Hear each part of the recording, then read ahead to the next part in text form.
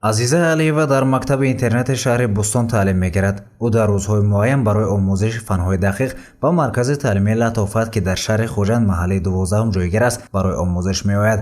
ҳоло дар синфи 10 таҳсил мекунад. дар ин марказ аз фани математика, зарбу тақсим ва муодиларо меомӯзад. дар инҷо 4 соат таҳсил мекунем, 2 соат забони русӣ, 2 соат математика. ҳозир мо аз фани математика дарс гузошта шуда. бале хуб, маъқул. маълимаҳои инҷо зур дарс медиҳанд. зарб ва тақсим, тақсими ҳалли муодила, тақсими касрҳо ва ғайраҳо. дар маркази таълимии латофат дар баробари азиза зиёда аз 27 нафар аз мактаби интернети шаҳри бустон ба таълим фаро гирифта шуданд. ба маълумоти намояндаи маркази таълимии латофат, таҳсил дар марказ барои ин қабил ашхос инчунин нафарони неъматин ва ниёзманд ба таври ройгон барҳамонда шудааст. Мадина Негмаҷонова омӯзгори фани математика мебошад. ӯ 4 моҳ мешавад ки дар маркази таълимии латофат аз фани математика дарс мегӯяд.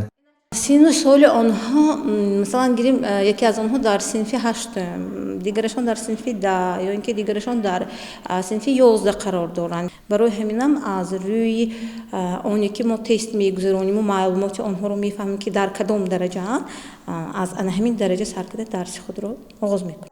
Мадина Негмаҷонова омӯзгори ин марказ мегӯяд ки имрӯз шавқу завқи ҷавонон ба омӯзиши фанҳои дақиқ дар кишвар зиёд гардида талаботи замон мебошад.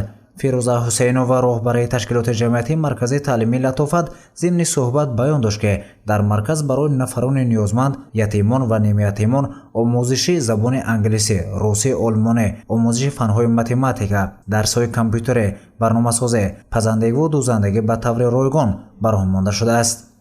бисёртар барои ба математика ва забони англисӣ ва русӣ. баъзеҳошон ба давлати Русия ба хондан мераванд ё барои кор кардан, барои ҳамин забонҳо омӯхта истодаанд. мо бо интернат мактаби шаҳри Чкаловск ҳамкорӣ мекунем. агар ба назар гирем 27 бачаҳои интернат, тақрибан 67 бача дар таълими мо, дар маркази мо ҳозир таҳсил ёфта истодаанд. маркази таълимии латофат ба ҷуз аз ниёзмандон, донишҷӯёну толибилмон ва дар умум хоҳишмандонро барои омӯзиш даъват мекунад. ба гуфти роҳбарияти марказ, дар ин ҷо устодони ботаҷриба барои дар муддати кӯтоҳ омӯзонидани забонҳои хориҷӣ бо тарзу услуби замонавӣ ҷалб гардиданд. маркази мазкур дар Дубас фаъолият мебарад. ҳоло дар ин марказ 16 нафар устодони ботаҷриба ҷалб гардиданд ки дар ду баст барои зиёда аз 220 нафар таҳсил медиҳанд. бисёртар забонҳо, забони англисӣ, русӣ, олмонӣ, математика. баъд мо ҳозир курсҳо тайёр кардастем барои ба донишгоҳ даромадаанд, курсҳои тайёрӣ, кӯтоҳ муддати тайёрӣ барои донишгоҳ.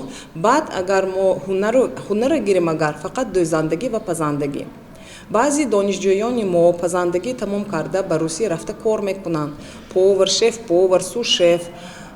баъзеҳошон кондитерскиро кор мекунанд. қаҳрамони гузориши мо Азиза Алиева аз он хурсанд аст ки дар кишвар чунин марказҳо мавҷуд мебошад ки ҳамтақдирони ӯро ба таври ройгон омӯзиш медиҳанд. гузориши Саид Мухтори Саиданвар, Насимҷон Раҳимов барои барномаи иттилоотии Хабар.